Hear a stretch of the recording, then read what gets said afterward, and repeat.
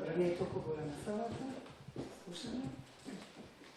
Задоволство ми е да ја модерирам и да ја отворам првата од трите планирани дебати кои се одвиваат во рамки на проектот Национален диалог за унапредување на политиките кои го поддржуваат истражувањето во општествените науки.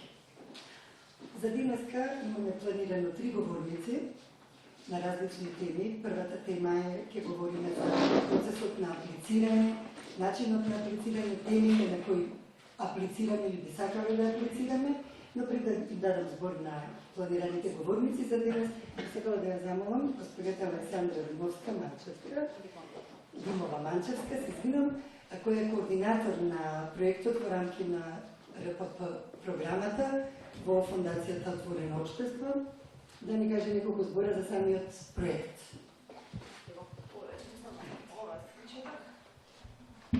Благодарам, професорка. Во името на Фондацијата Отворено општество Македонија и регионалната програма за поддршка на истражувањето во област на општествените науки во земјите од Западен Балкан, би сакала исто да ве поздравам и да ви се заблагодарам за присуството на денешната дебата. Како што најави професорката, јас сум Александра, работам како координатор на програмата во Македонија, а со мене во тимот е и Славица Инџевска, која што работи како постар советник во рамки на регионалната програма веќе подолги години. Инаку, оваа програма, името е многу долго и само по себе објаснува дека станува збор за регионална програма која што поддржува истражувачки проекти во област на општествените науки.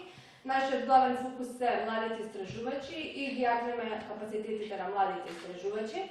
Покрај овие две компоненти кои што се истражувачки грантови, јакнење на млади истражувачи, односно капацитетите на младите истражувачи и нивното умрежување, работиме уште една компонента, а таа е напредување на политиките кои што го регулираат истражувањето. Сега во оваа компонента, во рамки на оваа компонента, имаме за цел да направиме, да предложиме нов еден по-соодветен модел за финансиска поддршка на научно-истражувачки проекти од страна на МОН или од страна на државата, преку кој ќе влијаеме врз унапредување на истражувачките активности, односно ќе ги унапредиме ефектот, влијанието и квалитетот на истражувачките резултати. Чисто само за почеток би сакала да кажам дека за да одговориме на потребите на разни чинители и заинтересирани страни, спроведовме минатиот месец еден прашалник. Тој прашалник беше таргетиран до наставно научен кадар во рамки на приватни универзитети, државни универзитети, приватни и државни истражувачки центри и така натаму. И првото прашање, резултатите од првото прашање, кое што гласи дали ви е познат сегашниот модел за финансирање на научни истражувачки проекти од страна на МОН, 20% ни одговорија позитивно, дека го познаваат, 60% ни одговорија дека делумно го познаваат, а 20% дека воопшто не го познаваат. Во однос на второто прашање, оценка на процесот, тука се мисли процесот на апликација, процесот на евалуација, исплата на средствата, финансиските средства за проектите. Оние кои што навале дека моделот им е познат, истиот го оцениле со оценка 2,3, а оние кои што рекле дека им е делумно познат, дале малку поголема оценка, но таа е 2,9. И сега ова ни ја потврдува неопходноста за унапредување на сегашните политики кои што го регулираат ова прашање. Знам дека процесот го замисливме како инклузивен, како партиципативен и од тука вклученоста на разни заинтересирани страни ни е од голема важност. Не радува фактот што за овој проект добивме поддршка од Министерството за образование и наука. Не радува што имаме представник од Министерството за образование и наука на оваа дебата. И конечно само да се заблагодарам на Институтот за социолошки и политичко-правни истражувања со кои ја работиме оваа дебата, да се заблагодарам на партнерите во рамки на овој проект, тоа е Институтот за европски политики Елена Анчевска, Келбрупер Самит и Сања Стојановска и Коалицијата за сексуални, здравствени права на маргинализираните заедници Ирена Цветковиќ како помлади истражувачи. Професорките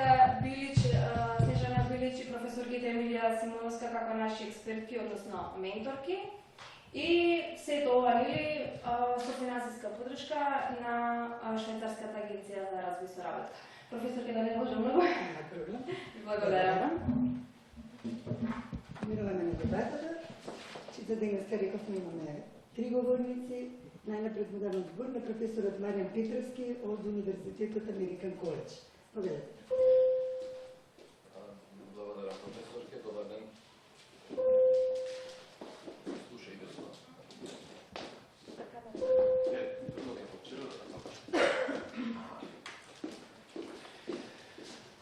Добар ден на сите.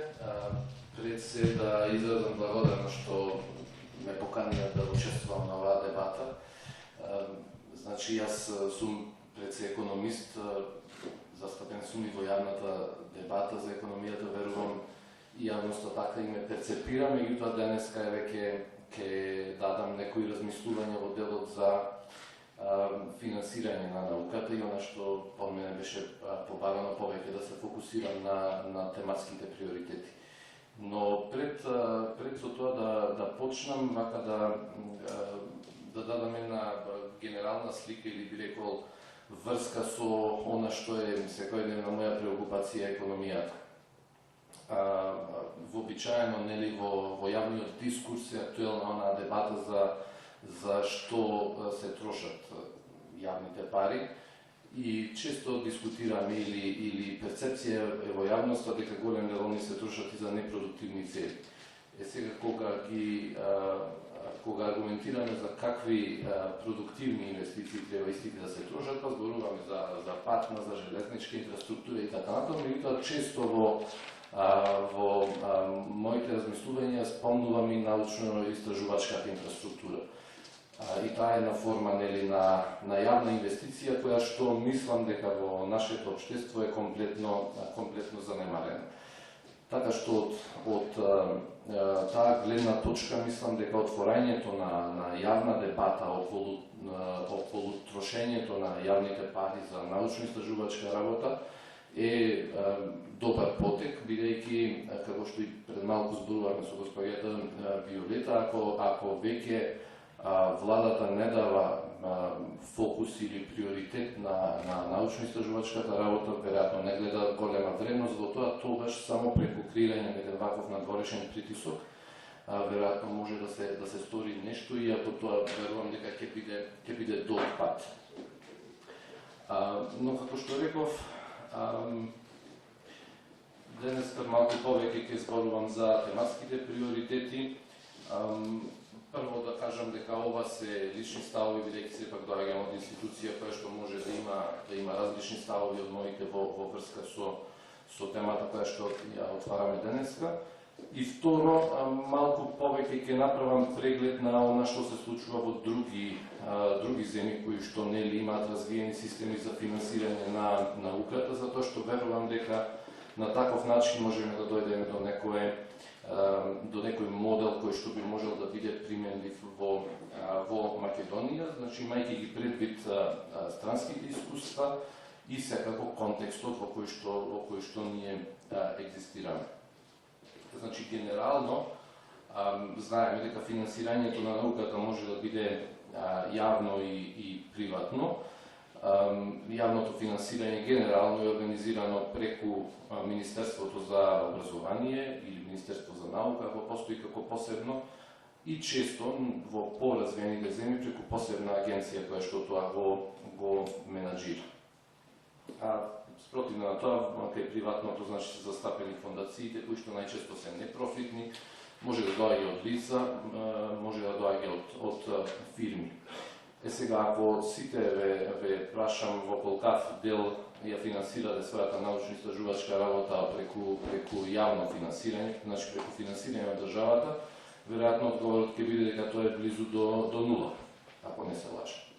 Барем во мојот случај, ако јас доаѓам од приватна високообразовна институција, ние немаме јавно финансирање, зборувам во делот на науката.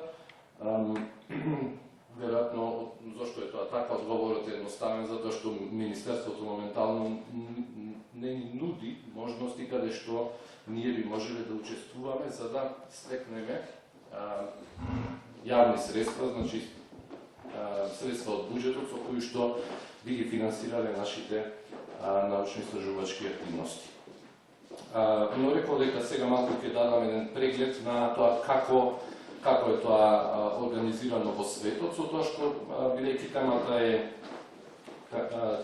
тематското фокусирање, јас ќе се фокусирам на тематското истражување, на тематските приоритети. Значи, истражував малку, разгледував какви се пристапите кај агенциите кои што ги финансираат научните истражувања. И прво што заклучив е дека вообичаено агенциите постојат во поразвиените земји, значи оние кои што веројатно може да издвојат повеќе пари за наука. Најкарактеристичен е секако Европскиот истражувачки совет кој што ги менаџира програмите за финансирање на науката на Европската унија. И таму веројатно повеќето од вас сте запознати дека всушност нема тематски приоритети. Ако добро го разгледаме функционирањето на Европскиот истражувачки совет, нема тематски приоритети, туку вика дека ние финансираме се што е, поставив тука гранично истражување, frontier research, значи ако вие имате идеја која што може да ги помести границите на науката нанапред, тогаш вие веројатно имате голема веројатност да ги добиете овие средства. Нормално тука е иновацијата и таму постои едно рангирање по сениоритет, што значи дека вие сте подобни за различни групи финансирање, зависно во која фаза од вашата научна дејност сте. Но ако погледнеме како се издвојуваат средствата, тогаш ќе видиме дека 39% се во физички науки и инженерство, 17% во општествени хуманистички науки и 34% во науки за животот, односно тука се мисли на биологија, например. Што значи дека сепак тие, иако немаат тематски приоритети, сепак ги покриваат сите полиња на науката, се додека нели ќе се продуцираат резултати кои што ќе доведат до нови научни сознанија и во крајна линија ќе го подобрат животот на луѓето на еден или друг начин. Погледот на научната фондација на Ирска, втор пример, покажува дека тие сега се во еден процес на транзиција од финансирање на основни истражувања кон финансирање истражувања кои што немаат, односно од основни истражувања кои што немаат тематски фокус, лично како кај Европскиот истражувачки совет, кон истражувања кои што се важни за индустријата. Значи, тука веќе постои мало рефокусирање во случајот на Ирска, затоа што вели ќе го финансираме она што индустријата ќе каже дека е важно, значи што ќе промени некој процес, но и таму се задржува основното сидро во финансирањето, а тоа е сениоритетот, значи да се доделуваат во доделувањето на парите, клучна улога да игра во која фаза од научната кариера е научникот. Тоа е тука представено на сликата, значи гледаме она што паѓа во очи од сликата е дека всушност никаде не се спомнува тематски фокус, не се спомнува тематска ориентација, туку истражувачите може да аплицираат за различни програми, зависно во која фаза од научната кариера се, мерена преку годините кои што поминале од моментот кога го стекнале највисокиот истражувачки степен доктор на науки. Во случајот на холандската организација за научно истражување, значи има оддели кои што се тематски детерминирани, значи ориентирани. Меѓутоа, повторно во рамки на секој од овие оддели нема дополнително ограничување во смисла на темите на кои што научниците би требало да се осврнат, туку секој оддел си добива свој буџет кој што понатаму повторно го распределува зависно критериуми кои што не се тематски, односно критериуми како иновација, сениоритет и слично. Слично и во случајот на Норвешка, значи не постои тематска ориентација, меѓутоа во случајот на норвежаните, надвор од она генерално, би рекол, финансирање на науката, каде што нема тематски приоритети, воспоставиле неколку иницијативи, кои што се строго тематски определени, кои што укажуваат дека тие определиле дека тоа се областите каде што тие сакаат и мислат дека можат да дадат научен придонес, и тоа го дефинирале во смисла на иницијативи. Оние што можев да ги најдам иницијативи се главно во делот на информатичка технологија, односно на тесно специфицирани подтеми во областа на IT, што укажува дека сепак целата наука е финансирана, значи темите не се детерминирани од страна на државата, условно кажано, меѓутоа државата упатува на некои теми кои што мисли дека се од особена важност за неа, за економијата, за животот. Ваков сличен начин на функционирање, значи со генерално финансирање, но и фокусирање кон тесни теми е присутно и во САД и Швајцарија. И последниот случај што го имам е случајот на Обединетото кралство, каде што постојат повеќе совети, научни совети, кои што се координирани од едно место, меѓутоа сепак тие се релативно независни. Значи самите совети се тематски профилирани, меѓутоа во рамки на таа тема повторно нема дополнително фокусирање. Значи ако еден совет се однесува на економија, тогаш се покриваат сите теми од економијата, се додека ги задоволуваат оние стандарди за истражување што е иновативно, што ги поместува границите на науката и така натаму. Сега некои заеднички карактеристики на сите овие. Прво да се навратам на што го спомнав на почетокот, дека вака прегледувајќи ги начините на финансирање на науката, всушност не можев да најдам информации кои што, или тие се многу ретки, што се однесуваат на земји во развој, односно генерално кажам на земји кои што не се овие земји кои што се најразвиени, кои што да кажеме се на врвот на науката во смисла на тоа дека располагаат со истражувачи кои што навистина може да продуцираат првокласно истражување кое што може да ги помести границите на науката. Така што не можам сега да дискутирам околу тоа какви се состојбите во земји кои што се слични на Македонија, меѓутоа кај овие земји кои што ги елаборира, видовме дека главен заклучок е дека во финансирањето на науката тие немаат тематско профилирање. Односно, она што од каде што ја почнавме денешната дебата, дали во финансирањето на науката е потребна тематска ориентација, од овие случаи ние може да заклучиме дека не. Односно, тие финансираат тема, рековме, која што е овозможена да биде слободно избрана од страна на истражувачот, се додека задоволува некои други критериуми. Сега секако целта е да ги мотивираат домашните истражувачи да прават истражување, меѓутоа и да привлечат странски истражувачи. Значи, викаме, надежни истражувачи од други земји да дојдат и тука да бидат финансирани од домашните тела за наука и тука да прават, да генерираат наука, да кажем така. Друга карактеристика која што провејуваше низ овие случаи, некаде повеќе, некаде помалку, е тоа што секогаш агенциите за наука се го фаворизираат пристапот на воспоставување врска помеѓу науката и индустријата. Што, вака грубо кажано, значи дека нема да се, сепак, иако нема тематска профилација, сепак нема да се финансира нешто кое што не решава некој актуелен проблем, да кажем. Но со тоа, целта на овие агенции е дека и сакаат да ја поттикнат и самата индустрија да издвојува повеќе за истражување и наука во така наречени R&D departments, што мислам дека кај нас е се уште научна фантастика. И секако да поттикне вмрежување. Сега, имајќи го предвид сето ова, прашањето што се поставува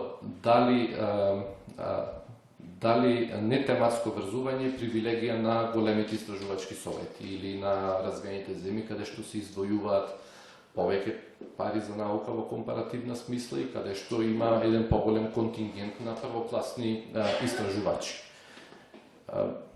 Не знам сега во која насока се движи вашето размислување, имајќи предвид оваа дискусија досега, но моето размислување беше дека да. Односно дека веројатно покривање на сите теми од науката е можно само ако имате многу пари, ако сте голема држава. Голема во смисла на научната фела, дека сепак е таа релативно голема. Обично извојувањата за наука таму се големи, повеќе од 3% од БДП, Израел има и 12%. И земји чии што истражувачи имаат амбиција да бидат на истражувачкиот врв, односно да дадат оригинален придонес на науката. За прашањето е дали нашите цели треба да бидат тие. Јас би рекол, може би да, но веројатно е тоа повеќе индивидуален пристап. Ако како индивидуа имате предиспозиција, амбиција да креирате нешто што ќе биде на врвот на науката, веројатно не треба да седите тука, во Македонија. Ќе одите во земја која што има и повеќе финансиски средства, повеќе амбиент за такви истражувања. Тогаш што треба да бидат нашите цели? Значи, ние извојуваме сега моментално, ке ме поправи госпоѓата Виолета, но последен податок што јас го знам е само 0,2% од БДП за наука. Сега 0,44. Добро. Сега фигурираме. Добро. Како? 0,44, тоа е најновиот податок. Добро. Колку и да биде, јас мислам дека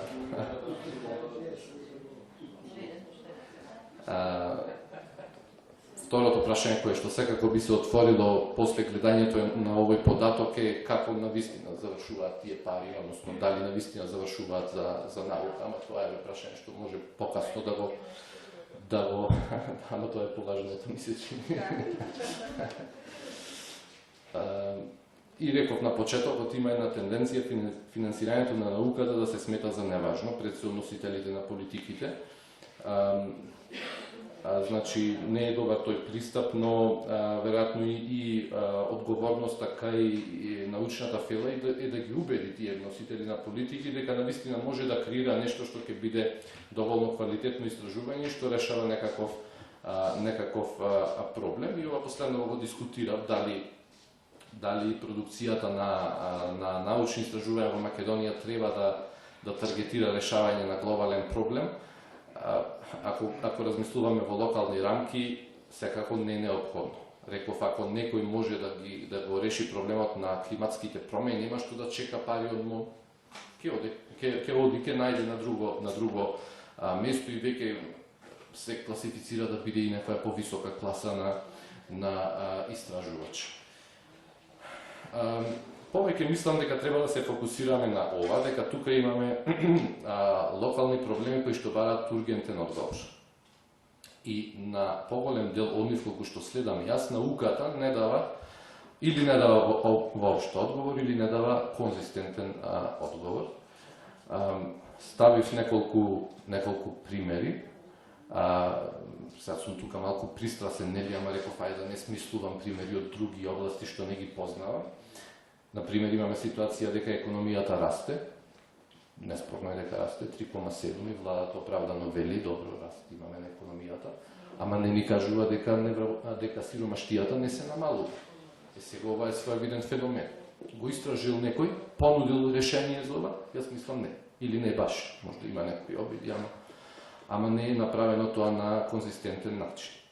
Или видовме минатата недела, дека односно, знаеме дека долгот расте на економијата, никој не подсети за тоа ману, иако се повлече, значи науката подкликна под политиката. И сега, дали знаеме дали тој раст на долгот е опасен?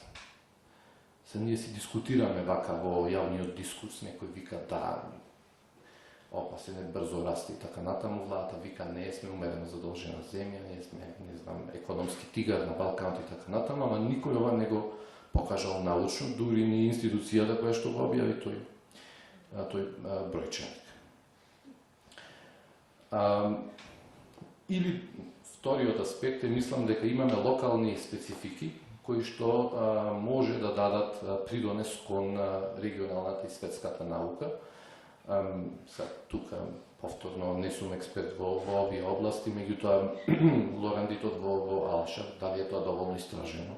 Не знам, може би е, не викам, за таа област немам сознание, или минералите што ги има на нашето тло. Значи, сакам да кажам дека веројатно тенденцијата на финансирањето на науката во Македонија треба да биде спротивна од онаа во големите и развиени земји, односно дека финансирањето ќе даде поголем ефект ако е потематски насочено.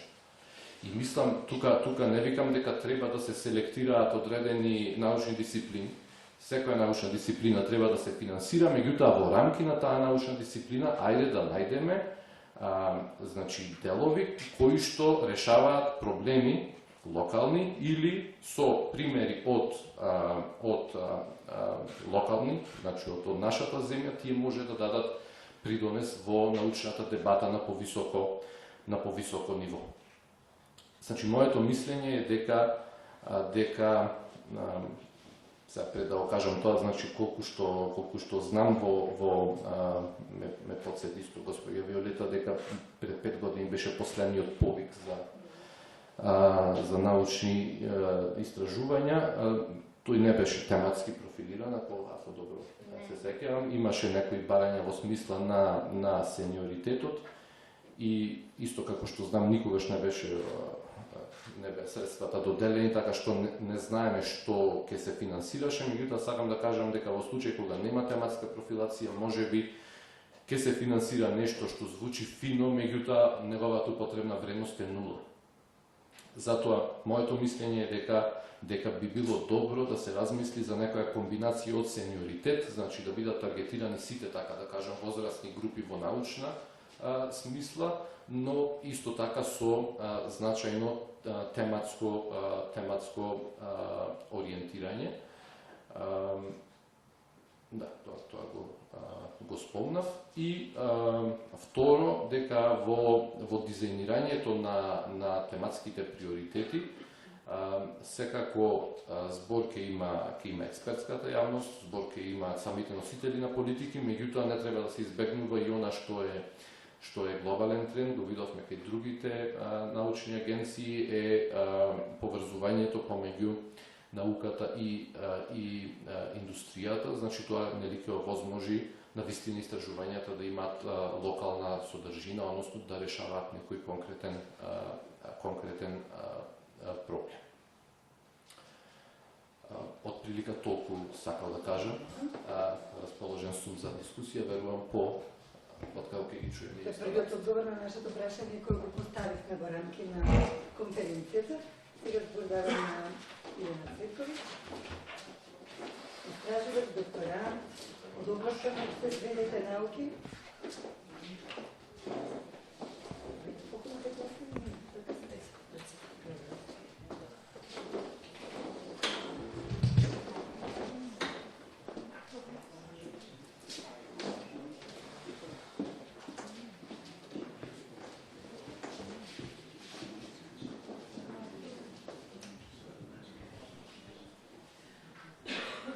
Добро, јас сум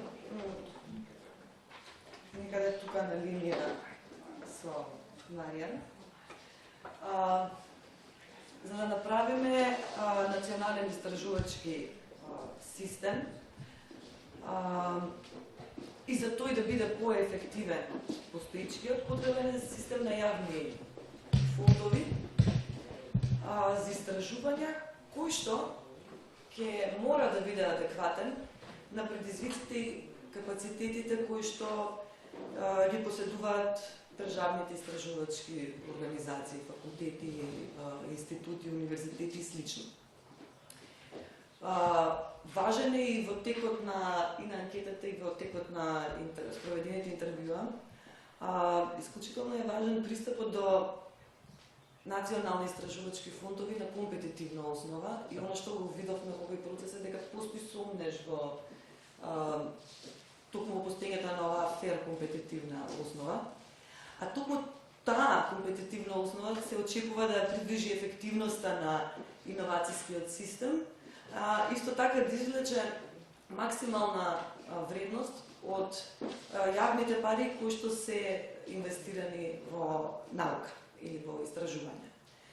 И големиното ниво на компетитивност се поврзува со извонредност во истражувањата и се вели дека од анализите на ЕРА, научниците кои се евалуирани според интернационални бенчмаркови имаат повисок квалитетни истражувања и истражувачките фондови распределени во компетитивна средина се поврзуваат со зголемена продуктивност на истражувачкиот систем.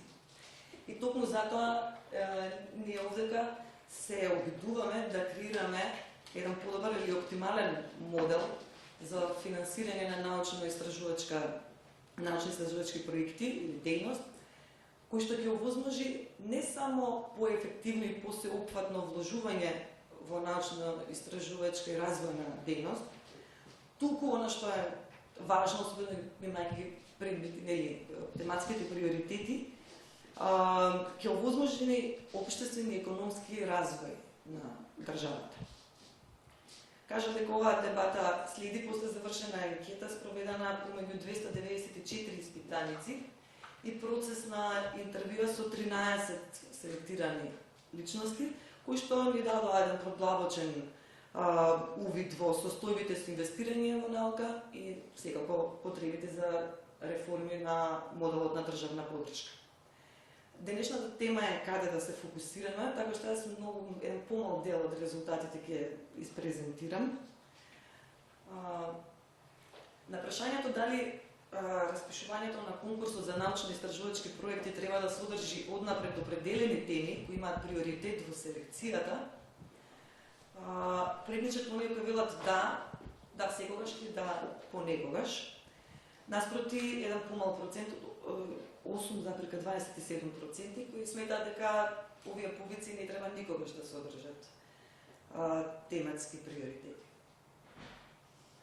Од оние кои велат дека секогаш би поддржале, секогаш треба да се дава тематски приоритет, воглавно делумно им го познаваат моделот за финансирање на научно-истражувачка дејност и ќе видите и понатаму во резултатите кај другите одговори ситуацијата е речиси слична. Интересно е дека во однос на бодувањето за различни компоненти од апликацијата, оние кои сметаат дека секогаш треба еден проект да има тематски приоритети, еден конкурс треба да има тематски приоритети, најголем дел од нив сметаат дека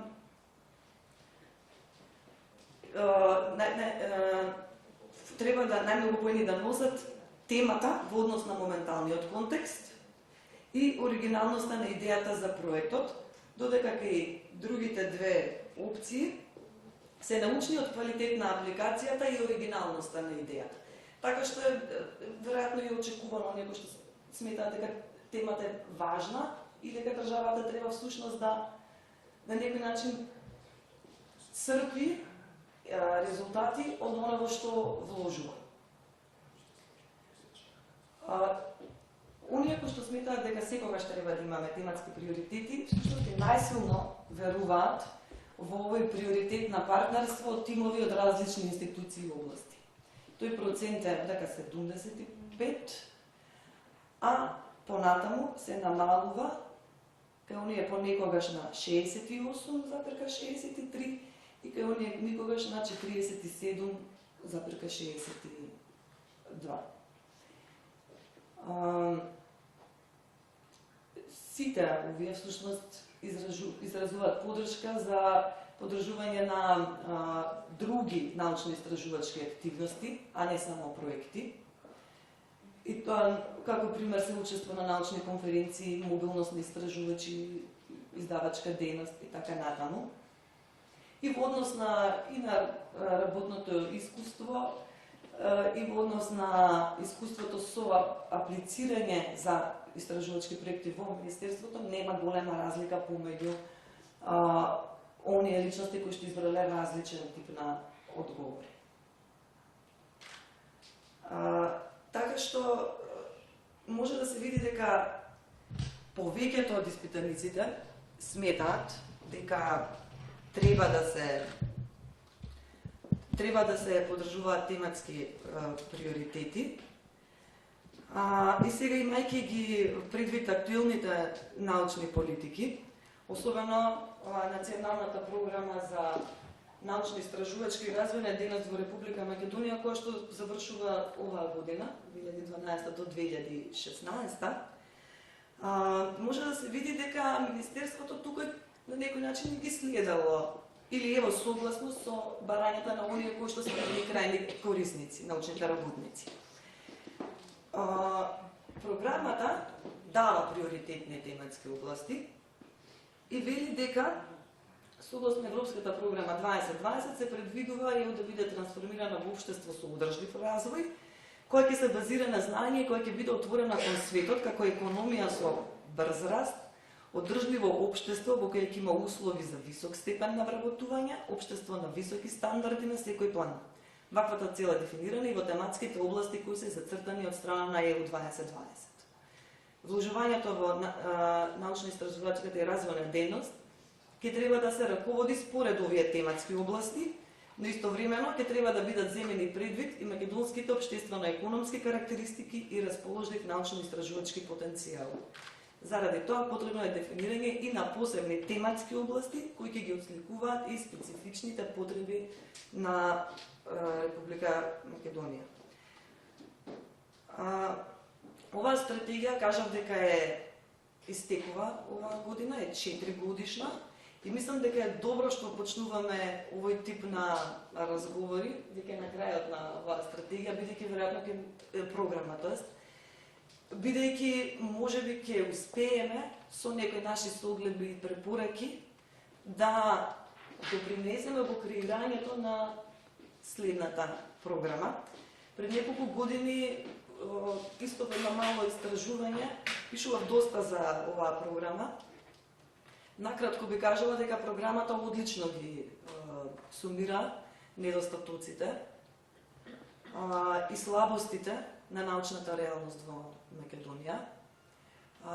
Проблемот на другото во програмата, на кој начин или како се решава да се адресираат поменато овие слабости. Тука некако оваа програма малку делува како wish list. Например, еве, последниот податок е дека имаме 0,44% од БДП во наука. Оваа програма предвидува раст до 1% до крај на 2016 година, а до, речиси 2%, 1,8% до 2020. Тоа е невозможно. Мислам, не треба да си економист да сватиш дека ако толку десетина години е нула за прикатван, просто е невозможно да ја зголемите, без притоа јасно да каже на кој начин и како, од каде го црпи тоа. Она што во однос на тематските приоритети, тоа се следните: развој на Република Македонија како отворено општество со конкурентна економија, преку поддршка за интегриран социоекономски развој, поддршка на макро и микроекономски политики, поддршка на агенда на структурни реформи, вработување, образование и вештини, информатичко општество, интегративни процеси низ кои поминува државата, како и поддршка на истражувањето и иновациите во правец на создавање на македонско иновативно општество. Следната е во однос на креирање на Македонија како општество со низок степен на емисија на јаглеров диоксид, што и не е лошо како идеја. Развој на Република Македонија во општество со одржливо управување со природни ресурси, преку решавање на прашањата поврзани со одржливо стопанисување и користење на програмски природни ресурси, храна, вода, воздух, минерали, енергија и земјиште. Развој на Република Македонија во општество во кое посебно внимание се посветува на јавното здравје и напредувањето на здравјето на граѓаните, преку нели најсовремени методи, на Република Македонија во општество во кое посебно внимание се посветува на безбедност и управување со кризи и референтни материјали, референтни мерења за побрз општествен, социјекономски и културен развој на државата. Она што мислам дека е многу важно е во креирањето на следната програма е да се направи евалуација на постоечката. И во овој момент можеме да кажеме дека идејата на креирање тематски области е добра, особено за поздравување начинот од каде се тргнува да се следат препораките на Европа 2020, ама во исто време да не се заборават и локалните или националните специфики. И во таа смисла, тоа е добра почетна позиција во креирање на приоритети, но важно е да се направи евалуација заради тоа да видиме кој е, ако ништо друго, кост-бенефит, или од аспект барем на кост-бенефит на тоа зашто се потрошени јавните пари во науката и како Македонија и нашето општество што добило како резултат назад. Оно што е исто така паѓа во очи во оваа стратегија е дека користи податоци од 2008, што значи дека во следната треба да се имат предвид малку по-нови податоци, исто така да биде во согласност со Horizon 2020, но и препораките на ERA или European Research Area. Тоа е систем составен од научни истражувачки програми, кој што ги интегрира научните ресурси на Европската Унија. И во однос на оно што го говориме денес, ако се следи оценката за прогрес во постигнувањето на европските истражувачки области, ке земјите членки и асоцијативните земји, во финалниот извештај се препорачува поврзување на националните стратегии и програми за научно-истражувачка и развојна дејност со стратешката истражувачка агенда развиена во рамки на Joint Program Initiative, за да соодветствуваат со големите или доминантните општествени предизвици. Сега, иако Македонија не е земја членка на ЕУ, сметам дека е важно вклучувањето на научната фела на овој глобален пазар.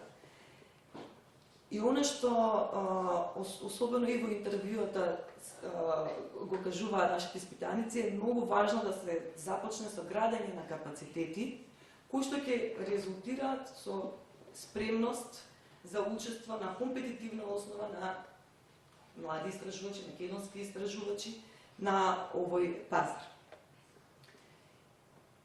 И затоа од тука во овој момент сметам дека изборот на тематските области не е само важен заради интересот кој што државата ќе го има конкретно за некој општествен проблем, прашање или предизвик, и тоа е важно, ама тој треба да биде поттик за вмрежување и соработка на истражувачи од различни области, од една страна, но и регионално и меѓународно или интернационално вмрежување и соработка.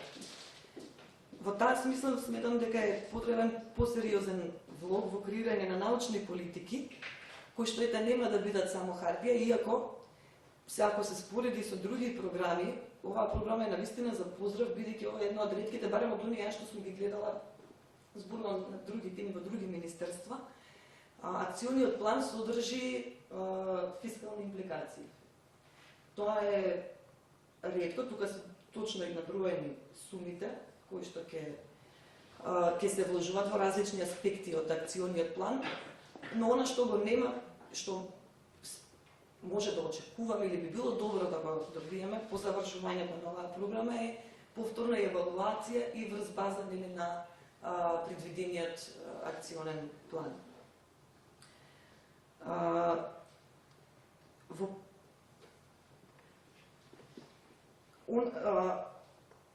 За да се постигне ова вмрежување, тоа и Марија накратко го спомна, важно е така како вложување во истражувачката структура, и тоа е наведено во оваа програма.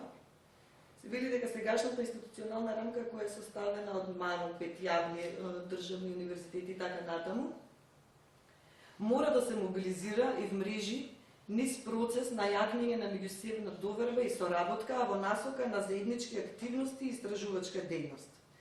За таа цел неопходно е да се стимулира и поголема соработка и развојна на научна мисла и соработка помеѓу сите научни институции во Република Македонија, мобилност на кадарот, заеднички настап во истражувачки проекти, реализација на истражување преку ставање во функција на сите објекти, научна опрема, лаборатории или информатички системи. И ова е исклучително важно од аспект на тематските приоритети, бидејќи доколку се следат насоките на Horizon 2020, потребно е дефинирање на истражувачки области, многу пошироко, наместо теми, како што е прочетно во програмата. Програмата вели дека под областите секоја година ќе се дефинираат во конкурсите теми, не знам тоа, всушност не знам конкурси, не знам колку е, докаде со тоа. Значи, потребно е дефинирање на најшироки области, тематски области во програмата. Преку нив, како што и се вели, дефинирање на повторно прилично широки тематски области, чија цел ќе бидат промовирање на истражувања на теми кои што се актуелни и релевантни, промовирање на соработка помеѓу научните институции, стимулирање на меѓународна и регионална соработка преку заеднички теми.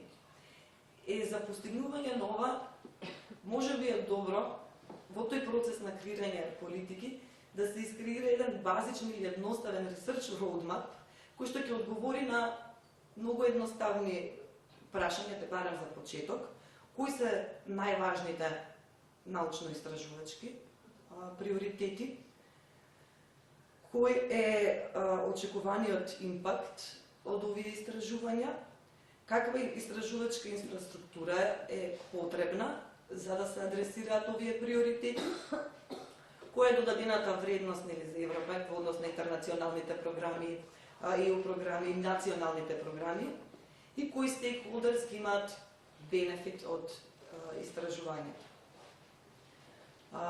Во однос на потесно одредените тематски приоритети, дел од испитаниците сметаат дека овој тип на истражувања не треба да одат преку Министерството за образование и наука, туку да се тоа наменски истражувања во насока на јавни политики, чии нарачатели ќе бидат други министерства. Во таа смисла, останатите министерства би можеле да ги користат научните ресурси на оваа земја при креирањето на evidence-based јавни политики, нешто што сметам дека е исклучително важно и потребно во овој момент. Препораките се од, да речем, домашната фела дека области треба да има, тематски области во голем дел треба да има, но да се доволно широко поставени, за да нема исклучувања, односно да може секој да се најде во нив, и особено да се промовира соработка помеѓу истражувачи или истражувачки тимови од различни институции и области, затоа што тоа е можеби еден од начините како општествените науки ќе можат да добијат и поголем дел од овие фондови, затоа што тие и такако можат да бидат интегративен дел од различните истражувања. Благодарам.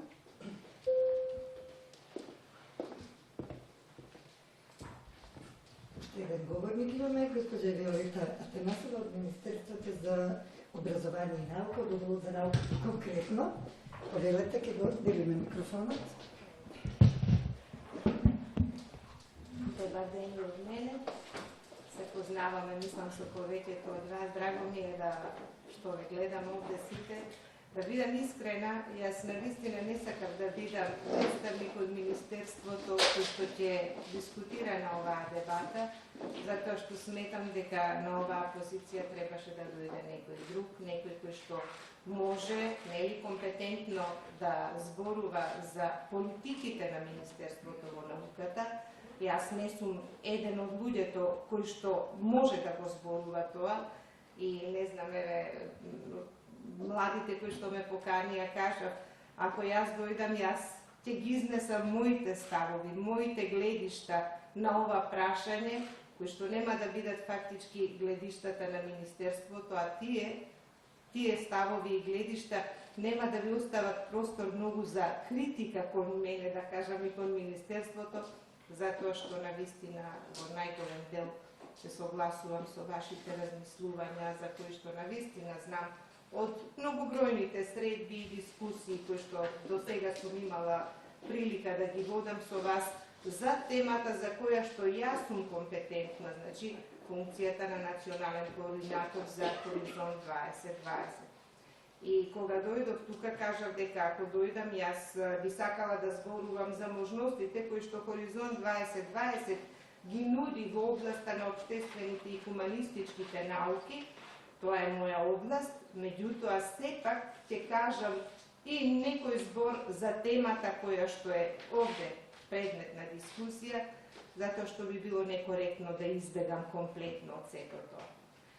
Значи, прво, прашањето на анкетата за која што зборуваше колешката, моделот на аплицирање на МОН и оценка на моделот на аплицирање, значи, и тие 20% кои што одговориле дека го познаваат, се прашувам како веќе и не го заборавиле, кога веќе 5 години апсолутно не функционира моделот на финансирање на истражувачки проекти.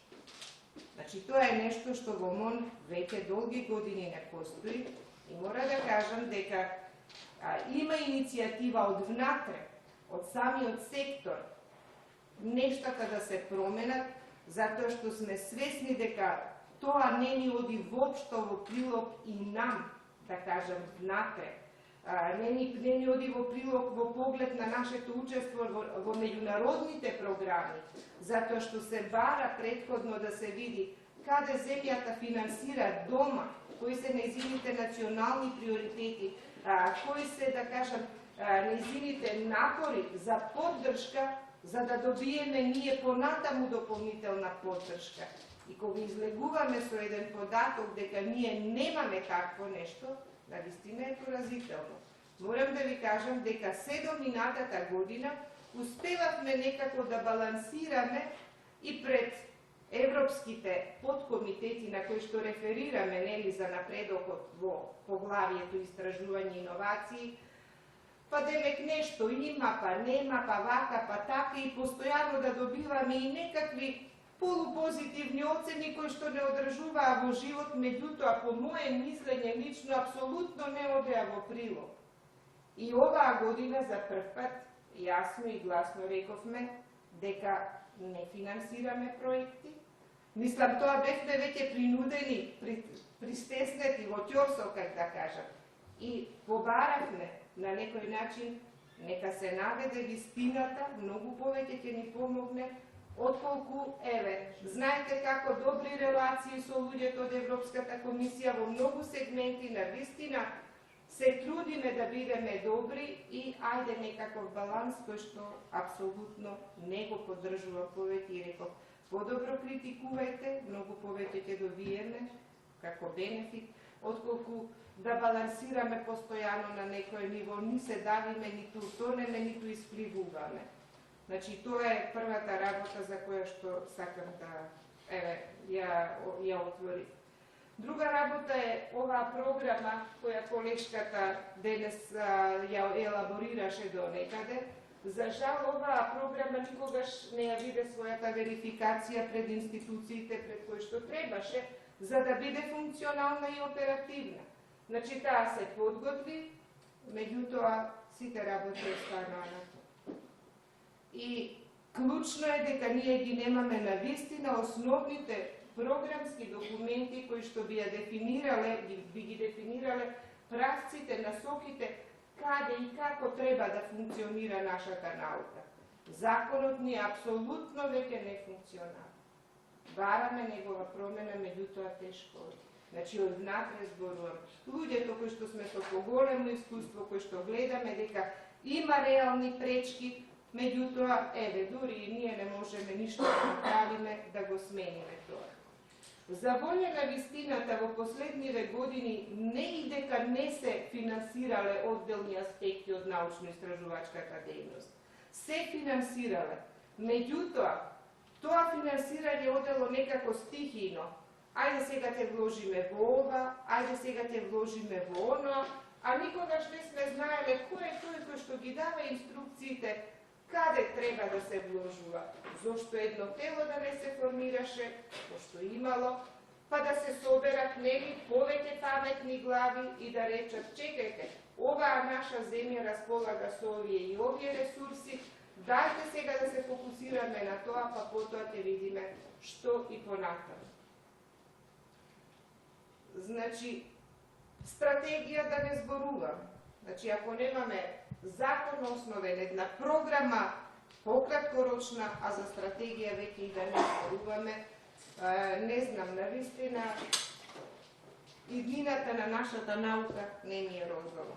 Во однос на буџетот, точно е дека, нели, сега, иако немаме добри статистики, и тоа е нешто што постојано ни се префрлува, особено за науката, 0,44 е последната бројка, и тука во овој процент не е влезен делот на издвојувањето на бизнис заедницата, кој што е многу мал, така што реално и нема да го крене многу овој процент, меѓутоа, значи, вложивме во еден проект научни лаборатории, околу 60 милиони евра. За Македонија е тоа голем фонд. Меѓутоа, каде се вложија пари? Што од сето тоа е сега функционално? Знаете колку лаборатории стојат затворени, прашина фаќаат апарати? Нема кадар, нема потенцијал, да кажам, човечки ресурси кои што тоа ќе го користат.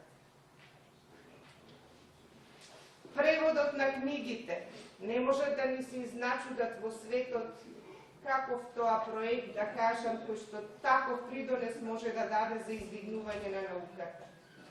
Може би нешто да, меѓутоа не во тој обем, не толку и не со толку лош квалитет на превод дополнително. Значи, не е дека толку нема пари, меѓутоа треба добро да се размисли како во иднина да се работи. И ова што професорот го отвори, моето видување дека академијата, научната заедница мора да биде многу погласна, многу пообединета во барањата на своите потреби, да кажем. Значи, заедницата тук, таму по некој ќе се чуе, ќе се види и толку останува, значи нема еден организиран настап, да се побара нешто, да се настапи, за да може и да се добие нешто. Дека работите не се поместуваат сами од себе, гледаме, очигледно, дека малку луѓе не можат ништо, веројатно дека треба многу повеќе да сработиме, за да ги унапредиме работите. Сега во ситуација кога во земјата на вистина не ни цветаат рози, науката може би најбезболната тема во оваа ситуација, не е битно. Излезот можеме да го бараме до некаде во меѓународната, да кажам, во меѓународните програми. Тука прво ќе ја спомнам програмата КОСТ, која што е навистина една од најдостапните и најлесните, наједноставните програми во кои што треба да влегуваме, за да можеме понатаму да сметаме на нешто повисоко, како што е програмата Хоризонт 2020. Значи, Европската комисија постојано потенцира дека Македонија, иако мала земја, располага со квалитетен научно-истражувачки кадар. Затоа е потврда нашето учество во FP7, FP6, кога во некоја рака бевме така речи лидери во регионот и сме биле посакувани партнери. Хоризонт 2020 е многу по-компетитивна, да кажам, од претходната програма и за жал, учеството на сите земји и процентот на успешност е паднат. Ако во FP7 процентот на успешност беше меѓу 15 и 18%, сега тој се движи некаде меѓу 10 и 12%. Значи, Европската Унија реши бројот на финансирани проекти да биде драстично намален, да се финансираат помалку проекти од дадена област, меѓутоа со многу повисоки средства. Не знам колку сте запознати, еве само за ваша информација, значи Хоризонт 2020 располага со буџет од околу 80 милијарди евра. Поделена е на 3 столба. Првиот столб, така наречена извонредна наука, вториот столб е индустријско лидерство, и тоа е главно наменет за бизнис секторот, и третиот столб се општествените предизвици. Во општествените предизвици се наведени, да кажам, сите области кои што се приоритет за Европа.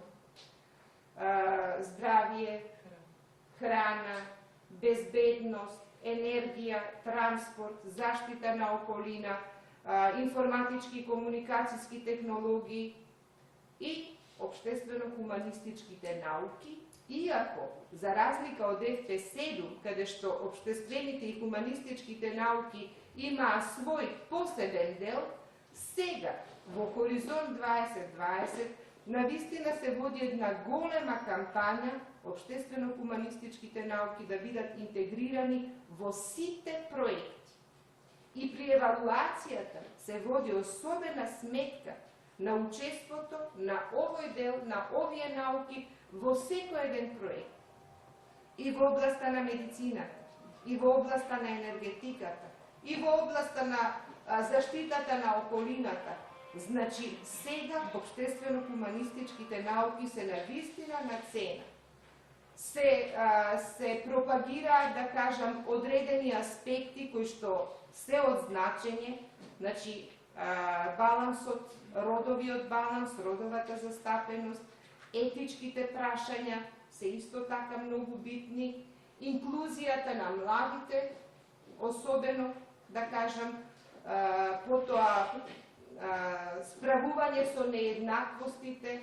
Тоа се се теми кои што се финансираат, социјалните аспекти, психолошките аспекти, идентитетот, културното наследство, справување со разни ситуации преку учество и на представници, значи, од овие области. Кога зборував за, да кажам, местото на Македонија, еве, на регионално ниво, сега само ќе кажам за учеството во Хоризонт 2020 за овие две изминати години, ќе ви кажам дека, значи, Македонија, своите истражувачите и индустријата, сите заедно, учествувале во вкупно 286 проекти, а бројот на апликанти е 353. Од тие 286 одобрени ни се 28 проекти. Процентот на успешност ни е некаде околу 10,55 и со овој процент повторно сме на врвот во регионот. Останатите земји се со нешто понизок процент, од 9,5 до овој процент што го имаме. Меѓутоа, буџетот кој што го имаме добиено е мал. Само 2 милиони евра. За 28 проекти тоа не е ништо. Значи, апсолутно ништо. Значи, падна и нашиот квалитет во учеството во Хоризонт 2020. Знаете, причините се и објективни, и субјективни, да кажам. Има тука, тоа е предмет на дискусија за друго нешто, се намали интересот во научната заедница кај нас, затоа што се соочува со бројни пречки во реализацијата на самите проекти. Трезорското работење е дефинитивно една од главните кочници, потоа двојни оданочувања се случуваат и едноставно луѓето не сакаат да си го губат кредибилитетот пред странските партнери, затоа што заради некои домашни, да кажам, прописи и правила не можат да си го изреализираат делот од својата задача во проектот. Споредбата ја направив со Србија, значи еве кај нас 286 проекти, Србија учествува со 1161 предлог проект. Од овие се одобрени 91 проект. Значи горе-долу с размерот е тука. Нивната успешност е 9,05, меѓутоа буџетот им е 21,5 милион евра. Значи тие добиле некаде по околу 250 милиони евра за проект, 250.000 евра за проект, за разлика од нас, кои што имаме навистина мала сума.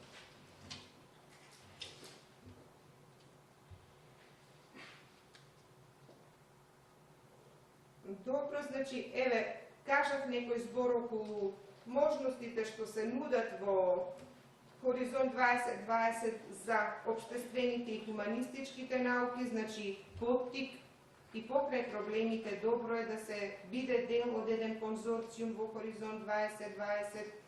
Навистина се проширува мрежата на партнерства, можностите за соработка понатаму. Едно одлично искуство е да се биде дел од еден таков тим во кој што навистина работат и светски познати истражувачи. Користа од учеството е навистина голема.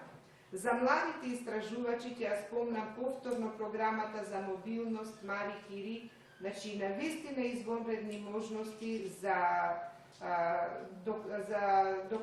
докторските кандидати, за постдокторски истражувања. Има зголемено учество, меѓутоа резултатите се уште не ни се добри. Тука во оваа област планираме повторно некои наменски инфоденови со Европската комисија. Тоа е полето на кое што сметаме дека имаме капацитет и можеме да работиме и да си ги подобриме резултатите. Добро, јас тука би завршила, значи, ќе оставам простор сега повеќе за дискусија, за прашања. Благодарам. Одиме на вториот дел од дебатата, во која ни биде драго да ги слушнеме мислењата, коментарите, евентуалните прашања на нашите гости. Повелете.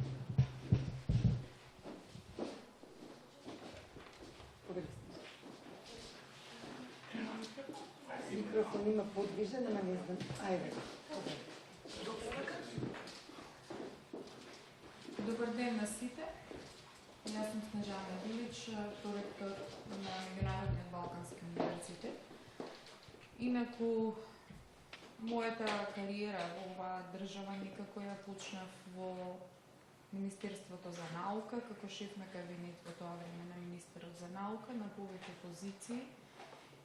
И сум била и представник на Македонија со 4-годишен мандат во КОСТ во доменот за општествени и хуманистички науки. Драго ми е што еве вака од колешката Виолета имавме едно искрено, значи, кажување и драго ми е што веќе се пробудил самиот кадар, сите вработени во наука, гледајќи дека секторот за наука замрува и дека постепено ја губат дејноста за која што се таму. Најпрви сакам да кажам дека кога го спроведувавме ова истражување, поголемиот дел од испитаниците кажа што правите анкета кога пари за наука нема. Не можам да се служам дека пари за наука нема, затоа што со години, да кажеме, буџетот оздвоен за наука бил 0,2, а еве сега слушнавме дека е 0,4. Но каде одат во суштина тие пари? Кога го гледаме двоењето за наука, секој од нас треба да знае дека по усвојувањето на буџетот се носи годишна програма за научно-истражувачка дејност. И таму многу убаво се наредени сите активности, да кажеме издавачка дејност, учество на конференции, издавање на научни списанија, па издавање на научни списанија со импакт фактор, па научно-истражувачки проекти, па национални, па билатерални и така натаму. Меѓутоа, никој не гледа таму дека постојат нули, нули, нули, нули и кога ќе дојдете до значи, национални проекти, имате некаков смешен буџет од 60.000 евра за сите државни универзитети во Македонија, а се отвара една нова ставка каде што тие порано во годишната програма за наука 18 милиони денари, 20 милиони денари, ги гледате сега во една нова ставка во која што ставка таму пишува стипендии за магистарски и докторски студии на првите 500 универзитети на Шангај. После тоа јавна научна установа Филмска академија Охрид. Потоа стипендии за ФАМУ Чешка. Потоа стои стипендии за членовите на семејството од починатиот председател Борис Трајковски и така натаму. Што значи дека пари има повеќе од претходно, меѓутоа сега очигледно дека приоритетот на владата е сосема во друга насока. Значи, националната програма која што ја читаше Ирена се донесе значи врз основа на повторно притисок од Европска комисија дека Македонија нема стратешки документ каде се движи науката.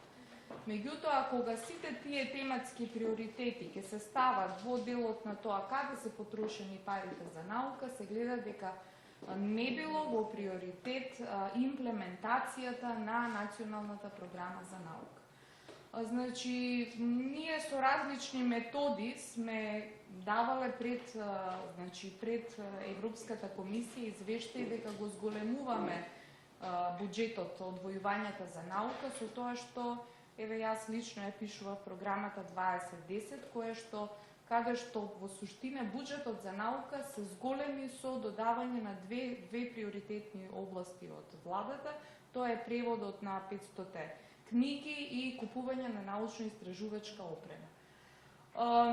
Кога ги собиравме документациите околу опремата и така натаму, тоа навистина ни самите министри не знаеат со што се соочуваме, дури ми вика, оди донеси ги елаборатите за биотехнички науки, јас викам, двајца луѓе треба да ги кренат, па да ги носат. Значи, самите министри не беа свесни во што се пуштаат и што во суштина се направи, каде отидоа тие пари. Значи, ова сега и што се спомна овдека, еден професор од медицински факултет, од еден институт, ни кажува, вие купувате вселенски брод, но ние на институтов немаме космонаут кој што ќе го вози, кој што ќе управува со него. Значи, веројатно дека поголемиот дел од таа опрема поради недостиг на човечки кадар остана затворена или не се докупи и така натаму. Што значи дека пари за наука има, но парите се сосема во друга насока, не се во научно-истражувачки проекти. Дали нас не требаат научно-истражувачки проекти или не, значи тоа е главното прашање каде што видовме дека скоро сите од испитаниците се сложуваат дека на Македонија и требаат научно-истражувачки проекти. Драго ми е што дефинитивно сме ги тргнале розевите очила и сме ја кажале вистината, затоа што порано во 2010 година, кога бев представник на Македонија во КОСТ, услов за да некој те мрежи во КОСТ беше да имаш свое национално истражување. Затоа што КОСТ е мрежа каде што се разменуваат искуства базирани врз основа на национални проекти. Што да кажеме таму? Значи, колегите кои што ги сретнував на сите тие платени патувања во странство за да размениме некакво искуство, пред добивање на проектот или по добивање на проектот биле поддржани со национални буџети за истражување, имале резултати и луѓето зборуваат за нешто.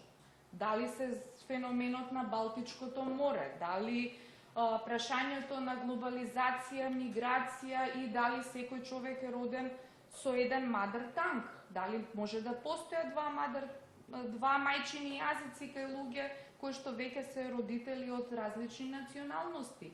Значи, сите проблеми со кои што се соочуваат науките во фаза на глобализација, демократски движења и така натаму.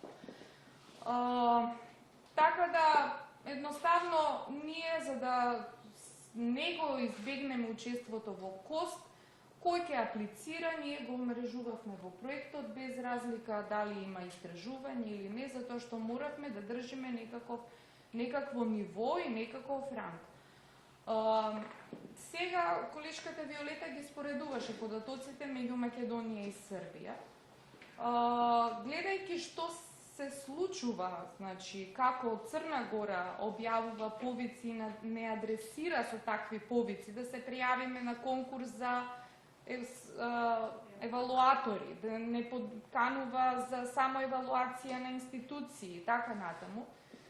Зборувајќи со колегите од Белградскиот универзитет скоро на еден состанок во Атина во декември кој што беше, значи гледам дека сепак вложуваат, имаат проекти и работа. Да, статекната е науката од кризата, меѓутоа не се комплетно заборавени како што ние тука се чувствуваме.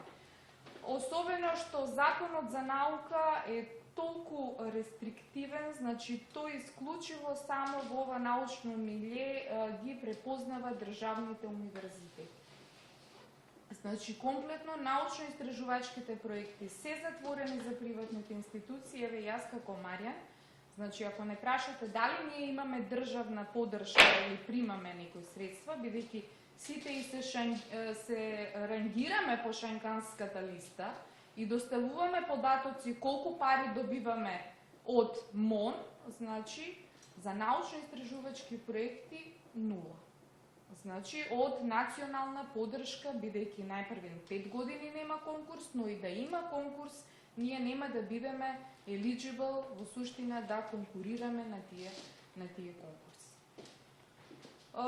Не знам, еве, отворив некои прашања, тоа се мои вака заклучоци, отворени за дебата, што ќе се случува понатака не знам, но навистина алармантни се состојбите, затоа што постепено овие 2 милиони евра што сме ги повлекле, тоа е, да кажеме, капацитет. Јас како координатор на Темпус канцеларијата, ние тоа бил половина од еден Темпус проект кој што сме го финансирали.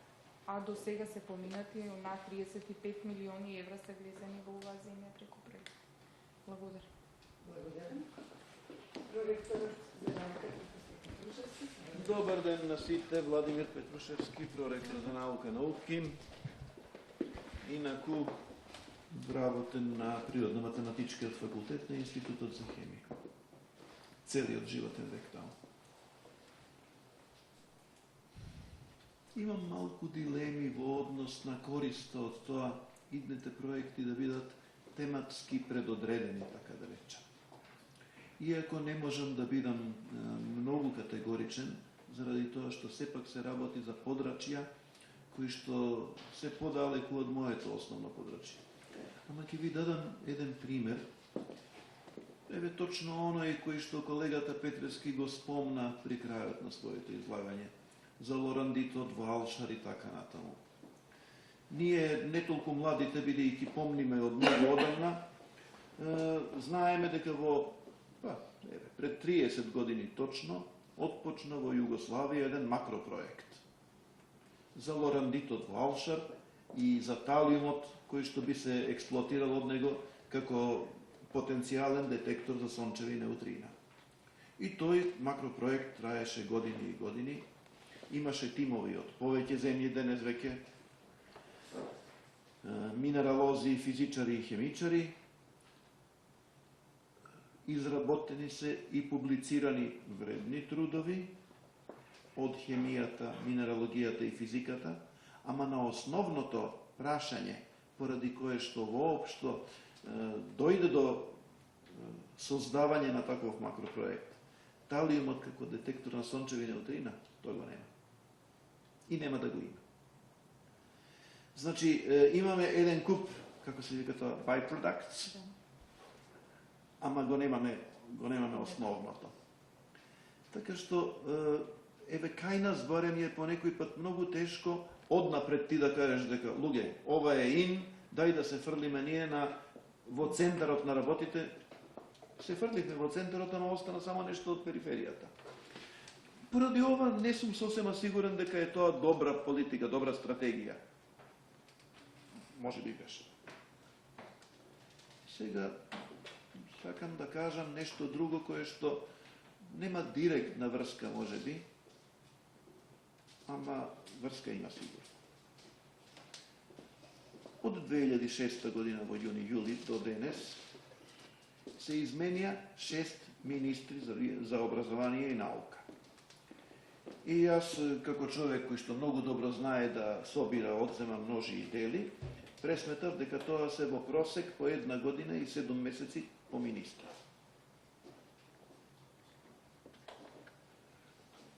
Не разбирам која е идејата на ваквата висока фреквенција на измена на првите луѓе во еден суштински важен ресор за секое општество на планетава.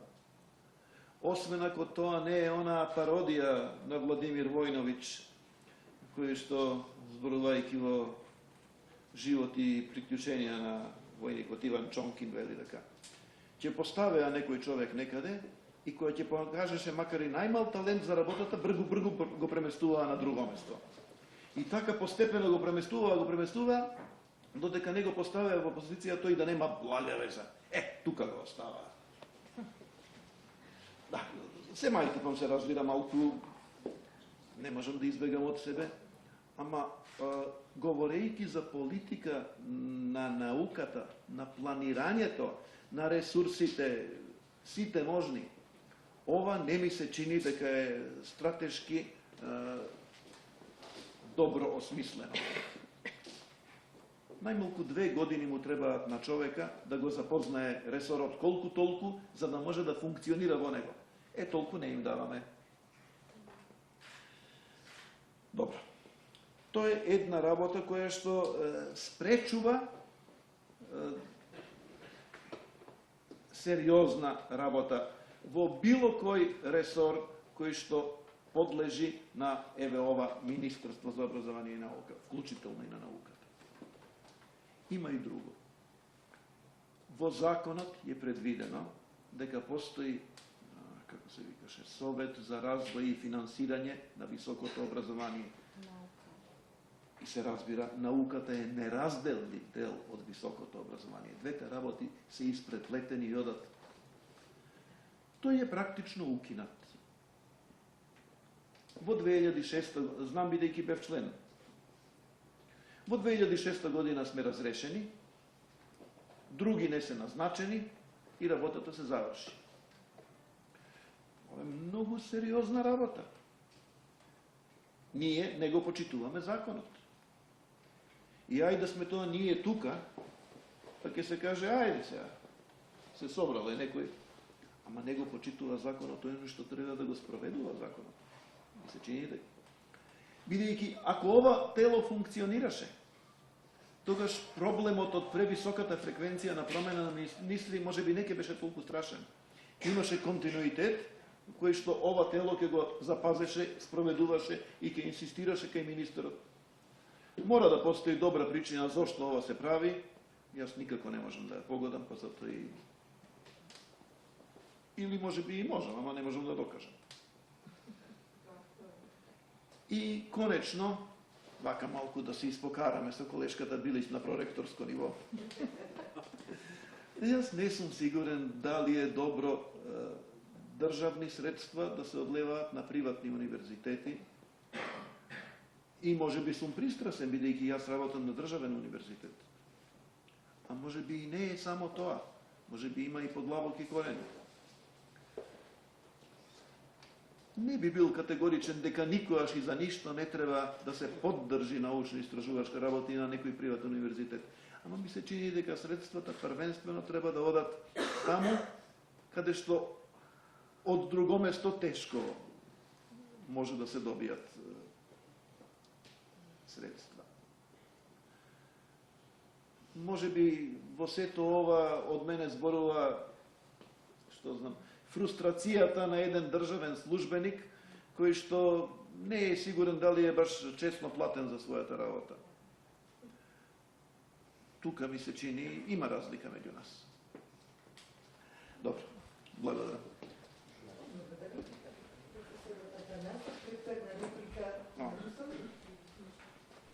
Да, само да ја одбранам професорката Билич.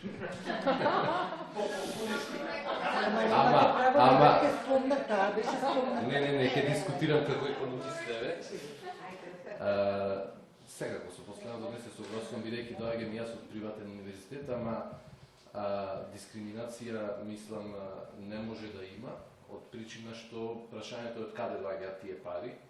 Сепак сите нели придонесуваме за полнење на буџетот и мислам дека не може да има дискриминација по тој основ.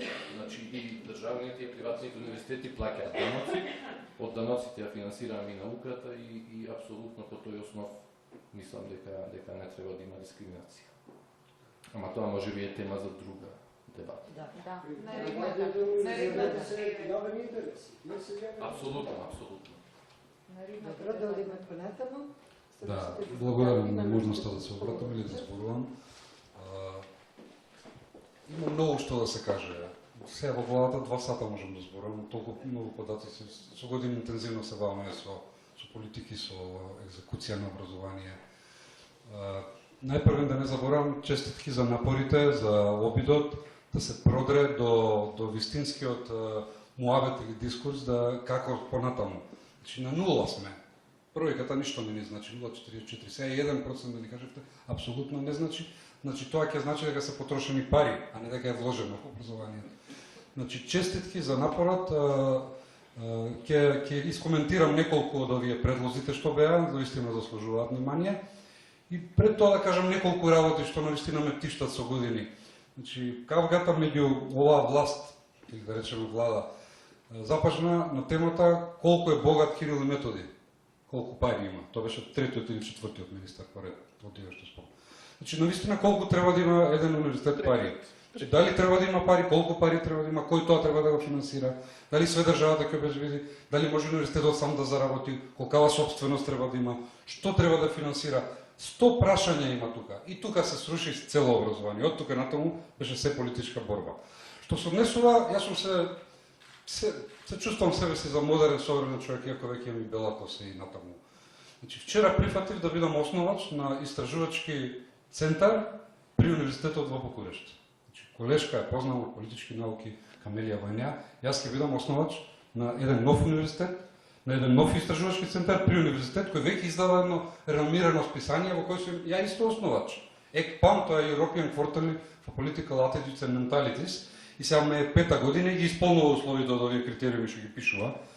Значи, еве една работа. Значи, не можам тука дома, ама таму можам. Значи, дали треба да се дават пари на приватни универзитети? Кој тоа ќе го каже, од кое стојалиште? Па еве министерот Адеми даде $500,000 евра пред неколку месеци на штул. Зашто дал? Не знам. Али ако се со добро тие пари се потрошат да се зголеми она што е богатство на Македонија, ако е приватен капитал, зашто да не? Зашто да не? Дали треба да се дава? Треба да се дава, но каде, што и како е многу прашања отвара. Ајде да бидам по-конкретен. Вистинските прашања се кој ќе финансира науката, дали ќе биде тоа само едно државно тело, дали ќе има посебен државен, не знам, државна структура или нешто, Министерство за наука или не знам, или некоја агенција што би била, че тоа е помалку спорно.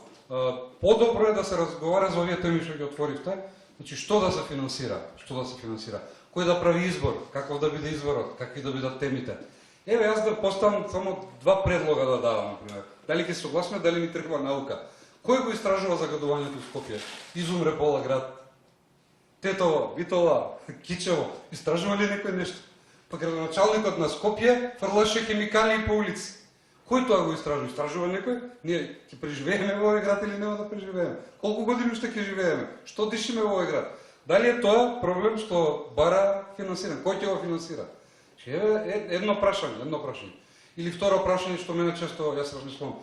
Како да ги истражуваме темите социолошките или политиколошките или темите од општествено значење поврзани со нашите критериуми да станеме европско општество. Од каде, драги колеги, ќе тргнеме да истражуваме? Па нема од Македонија да тргнеме. Ќе тргнеме од Хрватска, Бугарија и од Романија. Ќе истражуваме зошто е вчерашната или денешната вест, според релевантни истражувања, најголема корупција во тие три држави. Па од таму ќе почнеме, за да знаеме ние со што да се мериме. Ние да се мериме со Холандија или нема да се мериме, не знам, со Англија. Кој ќе го финансира ова? Колку луѓе ќе го изучуваат ова? Значи да пуштите тројци истражувачи во Романија или во Хрватска една година. Па зашто зборуваме ние? За анкети во Македонија? Па не зборуваме за анкети во Македонија. Зборуваме за нешто што од вистинска потреба е на Македонија. Тоа треба ресурси за тоа, не е тоа шала. Сега до темите. Треба да има теми, апсолутно треба да има теми. Еве кажав ја една-две. Теми мора да има. Чи мора да научните институти да се пребројат и логистички и кадровски и да се види по програма што би се истражувало. И тоа е потребно. Дали треба да има компетитивен надпревар? Па треба да има. Па секој што се бави со високо образование треба да има шанса, ако сака, да аплицира и да истражува. Зошто да не?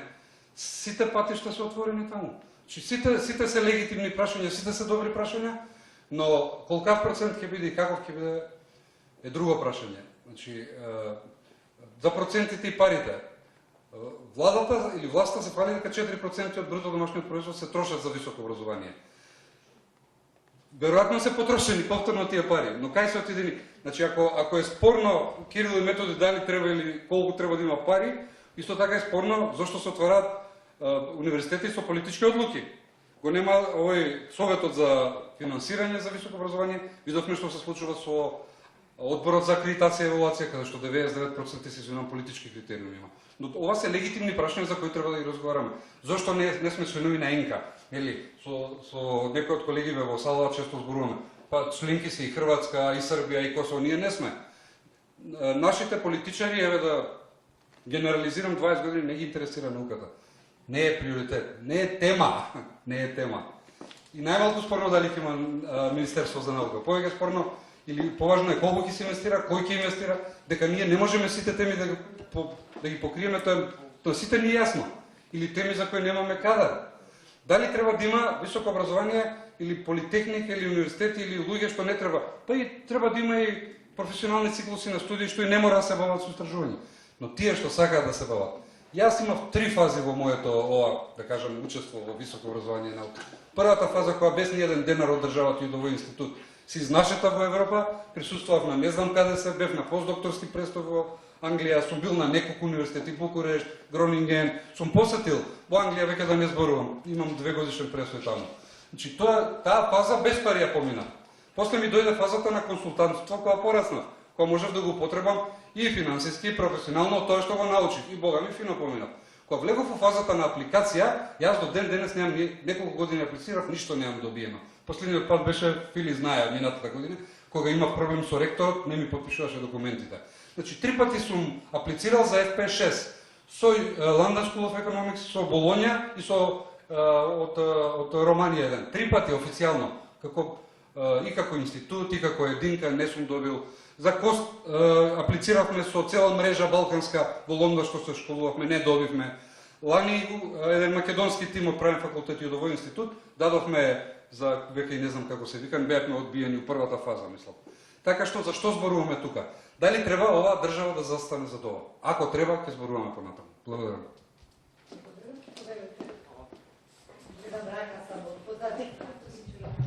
Јас сум Миша Докмановиќ, професор на правниот факултет. Благодарам за можноста да бидам денеска тука со вас.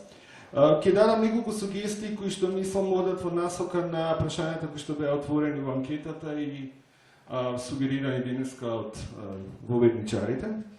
Во таа насока се согласувам со ставот на проректорот Петрушевски во врска со приоритетите.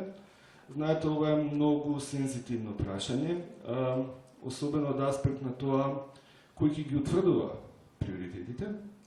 И второ, како ќе ги утврдите приоритетите, а при таа определени подрачја и полиња да не бидат дискриминирани. Јас не сум сигурен дека во оваа држава има капацитет тоа да биде оптимално дизајнирано. Само за илустрација, минатата недела бев на конференција во Лајден. Мојата колешка што предава таму историја на правото, има добиено грант од холандската влада во износ од 1,5 милиони евра за да го истражува прашањето на кривичните дела и женскиот пол во 16 и 17 век.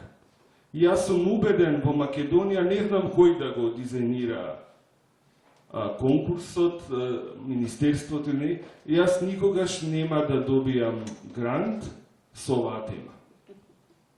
Така да мислам дека тоа е едно прашање кое што мора да се има во предвид, бидејќи еве сами зборувавте, Европската комисија нуди можности за тематски ориентирани повици, така да некој баланс мора да биде направен во таа насока. Потполно се согласувам со Виолета за соработката со останатите академски институции во земјата и прашањето на човечките ресурси. Колку што има квалитетен кадар во нашата земја, толку има и неквалитетен кадар. И обврската на соработка може да се покаже како товар, а не придобивка во имплементација на проектот. Така да не сум сигурен дека тоа би требало да биде критериум во идното можно потенцијално одобрување на проектите. Ми изненади што никој не ги спомна студентите тука до сега во дебатата. Мислам дека ние не смееме да заборавиме дека науката е во функција на студентите. Не можеме да имаме ние етатистички пристап, државата да ни определува што треба да истражуваме. Науката е во функција на студентите и научно образовниот процес, и во таа насока мислам дека мора да има некој независно тело ако веќе треба приоритети да се утврдуваат.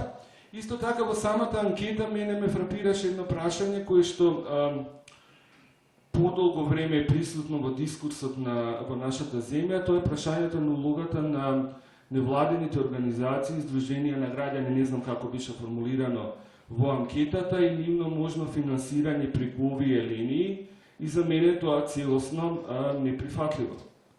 Невладени организации, без оглед на тоа дали имаат титули, магистри, доктори, се едно, универзитети, истражувачки установи, како се формулирани во законот, се друго. Тоа се сосема две различни работи. И мислам дека во нашата земја се прави лоша услуга на граѓаните, што честопати сме во ситуација да гледаме како се финансираат определени невладени организации, кои што една недела се стручњаци за енергетика, следната се за родови прашања, следната после тоа за човекови права, со само неколку истражувачи. И така, мислам дека мора да се стави јасна порака во ова. Идното финансирање на научно-истражувачки проекти мора да биде исклучиво фокусирано на универзитетите и нормално истражувачките институции во тој поглед. Мене конечно ќе завршам, исто така ми изненади дека само 2 милиони евра има 28 проекти. Тоа сугерира дека нашиот скор не е добар.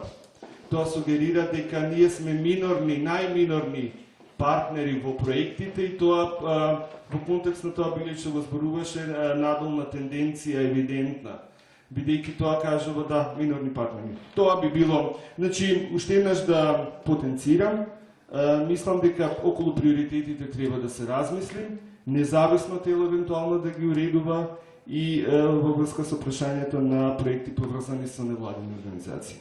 Благодарам.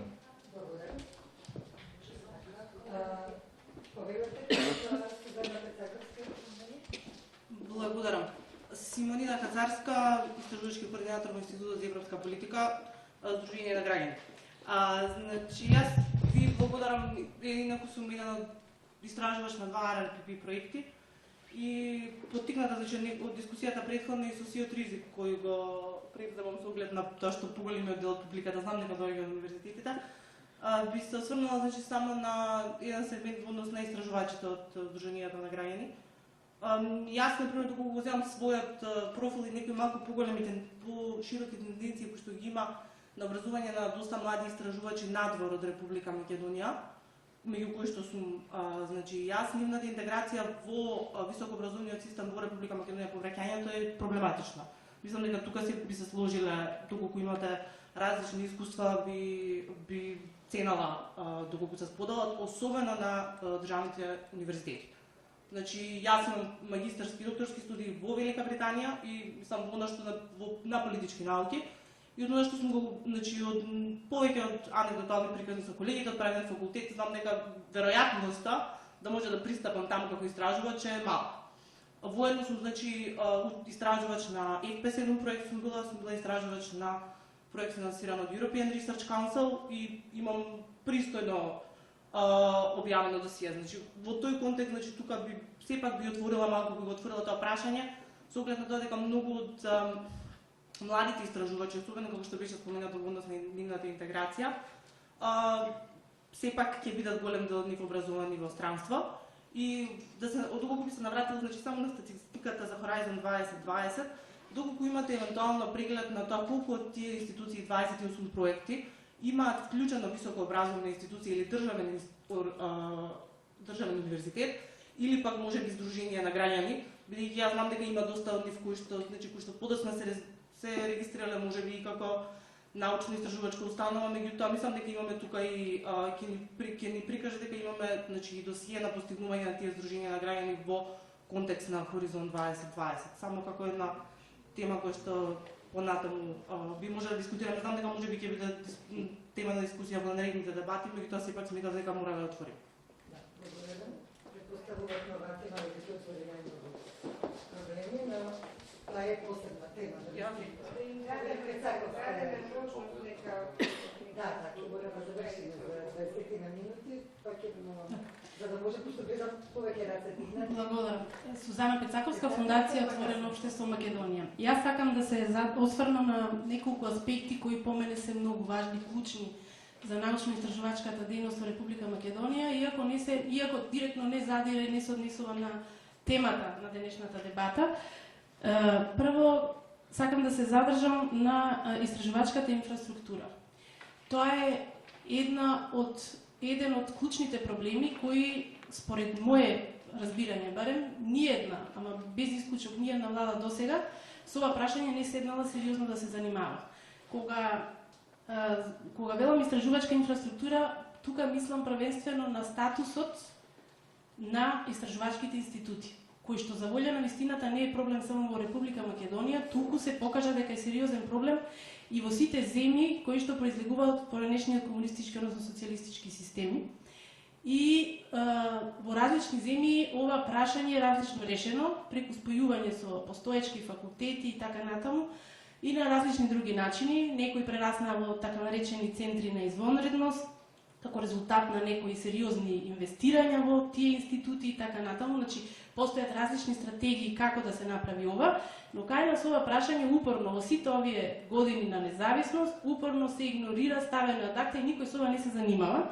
Некако, дали политички некоректно, не знам, меѓутоа одбиваме да се позанимаваме, а зошто е важно? Затоа што ако земете да прочитате, доволно е само да ги погледате повнимателно извештаите за самоевалуација на истражувачките институти и истовремено или паралелно со нив да ги погледнете извештаите за самоевалуација на сродните на нив катедри или факултети. И веднаш ќе ви стане јасно дека, за жал, тие не само што нема тука никаква соработка, туку се доживуваат како сериозна конкуренција едни на други и се занимаваат едните и другите со слични и сродни едно чудо од студиски програми имаат, од последипломски студии, магистарски и докторски, кои што по мене не води никако кон нешто добро, а најмалку кон да продуцира квалитет. Значи, ова е едно сериозно прашање. Второ, околу рекрутментот, односно околу подмладокот, научно-истражувачкиот подмладок. Тоа е сериозно прашање што некоја, па и сегашна, ама некоја една влада мора, прашање со кое мора сериозно да се занимава. Исто ако се погледат извештаите за самоевалуација, јас тоа имав можност да го направам, па затоа се повикувам на нив. Ќе видите дека сите универзитети во Република Македонија, зборувам за државните, сериозно се соочуваат со проблем, односно ќе се соочат со проблем за 10-15 години, наставниот кадар во Република Македонија во моментот се сочува со старење, со процес на старење, што значи дека за 10-15 години ние како држава ќе бидеме доведени во ситуација да, најодговорно ви тврдам, врз база на тие податоци таму, ќе се сочиме со ситуација да има предмети и студиски програми за кои нема да има наставен кадар, нема да има човек што ќе може да го покрие како студиска област. А тоа се должи на тоа што ние, свесно или несвесно, себично или не, или како резултат на недостиг на политика, немаме подмладок во тие научни области. А да не зборувам за тоа дека немаме никаква стратегија за како да направиме истражувачки подмладок. Нема друг начин како да се направи тој истражувачки подмладок, освен да се финансира во идните докторанти, односно идните докторски студии. Според мене, сегашниот модел на докторски студии, освен што многумина, нека ми простат колегите од универзитет, го перцепираат како можност за добар бизнис на универзитетот, веројатно се приморани како недостиг на средства, значи тука се отвараат и други прашања, не се обидувам да посочам некого како виновник за тоа, меѓутоа само се трудам на некој начин да воочам да детектирам проблем, а проблемот е што се тие исклучително скапи, не може секој да се ги дозволи, а најмалку веројатно може да се ги дозволи оној кој што има истражувачки потенцијал и во него, и тој некој може да се развие во некој потенцијално во некој добар иден истражувач. Значи, мора да се има сериозна стратегија која ќе овозможи најдобрите докторанти, најдобрите студенти на докторски студии да бидат финансирани, да им се даде можност да останат и да продолжат да се занимаваат со научно-истражувачка дејност. Тоа е втората работа. Околу констатацијата на колешката од Министерството дека не постојат нити стратегии, нити програми за научно-истражувачка дејност, нити соодветен закон. Искрено не знам дали е тоа добро или лошо, можеби е и добро во овој момент што не постојат во ваквиот контекст. Зошто велам така? Затоа што таму каде што постои представува уште поголем проблем. Што мислам под ова? Во Законот за високо образование во тој најновиот што е соодложено дејство, односно што допрва треба да почне што се пролонгираше за една година, членовите од тој закон, инкриминирачки, кои што се однесуваат на кои што задираат во условно кажано во поттикнувањето на научно-истражувачката работа или засилувањето на истражувачката дејност на универзитетите, во себе содржи многу контраверзии. Еден од нив е дека најголем дел од обврските што му се новите обврски или барања од универзитет што им се наметнуваат на универзитетите, истовремено им се наметнуваат, односно со наметнувањето на новите обврски не им се доделуваат пари од страна на државата, туку се очекува тоа да го направат универзитетите од сопствени приходи.